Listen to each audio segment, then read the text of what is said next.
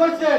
আল্লাহ আপনার কাছে পানা চাই, আমরা সকল জাতি তোমার কাছে পানা চাই।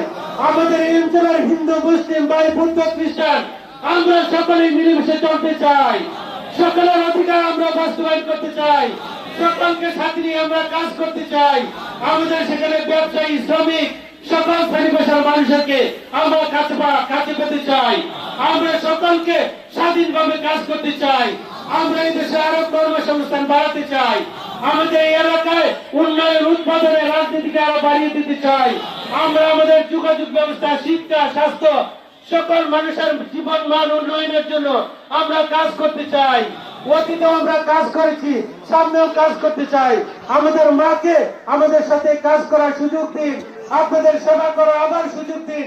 আমাদের ভাই, আমাদের নেতা, আমাদের প্রিয় নেতা, শ্রদ্ধেয় নেতা, আগামী দিনের বাংলাদেশের যিনি প্রধানমন্ত্রী হবেন আমরা বিশ্বাস করি। যদি আপনি সেই বিশ্বাসকে কবুল করেন, আমাদের সেই প্রিয় নেতা জনাব তারেক রহমানকে দিয়ে সারা বাংলাদেশের সেবার মান বাড়িয়ে দিন, সকল শ্রেণী পেশা মানুষের জীবনের মান উন্নয়ন বাড়িয়ে দিন। যারা সাংবাদিক ভাইরা বিভিন্নভাবে আত্মত্যাগ করেছেন, সুনামগঞ্জের, সিলেটের, ঢাকার, সারা বিশ্বের সকল সাংবাদিক ভাইদেরকে তাদের জীবন মান বাড়িয়ে দিন, তাদের গ্রহণযোগ্যতা আরো বাড়িয়ে দিন। তারা স্বাধীনভাবে সাহসিকতার সাথে আমাদের বাংলাদেশের আন্দোলন সংগ্রামে ভূমিকা রেখেছেন, ভূমিকা কভার করেছেন। তারা সাহসিকতার পরিচয় দিয়ে প্রেসিডেন্ট পতনের আন্দোলনে ভূমিকা রেখেছেন। তাদেরকেও মাফ করে দিন, তাদেরকেও সহযোগিতার হাত বাড়ান, তাদের কল্যাণে ভূমিকা রাখেন। আবারও আমি আমাদের প্রিয় মা বেগম খালেদা জিয়ার জন্য সকলের কাছে দোয়া চেয়ে আমি আমার বক্তব্য শেষ করছি। ধন্যবাদ সকলকে।